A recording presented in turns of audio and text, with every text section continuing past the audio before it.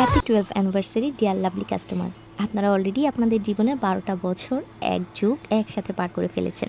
আপনাদের জন্য রইল ফেয়ারি কেক হাউসের পক্ষ থেকে অনেক অনেক ভালোবাসা আর শুভকামনা। তো হ্যাঁ এভরিওয়ান, আমি রায়হান ফেয়ারি কেক হাউসের পক্ষ থেকে চলে আসলাম তোমাদের সাথে আরও নতুন একটা কেকের ভিডিও শেয়ার করার জন্য।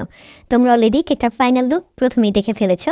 এখানে আমি খুব সুন্দর করে একটা ওয়ান টাইমে চামচ দিয়ে কেকটার ডিজাইনটা করে নিয়েছি। তোমরা যারা বিগিনার আছো তোমরা স্প্যাচুলা দিয়ে বা প্যালেট নাইফ দিয়ে এটা সুন্দর করে ডিজাইনটা করতে পারো না, তোমরা অবশ্যই এই ওয়ান টাইমে চামচগুলো দিয়ে ট্রাই করবে, দেখবে অনেক সুন্দর একটা রেজাল্ট পাবে।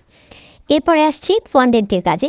এখানে আমি এই লাভ টপারগুলো সুতা দেওয়ার জন্য আমি চিকন চিকন করে ফন্ডেন্টকে চিকন করে রশির মতো করে করে নিয়েছি।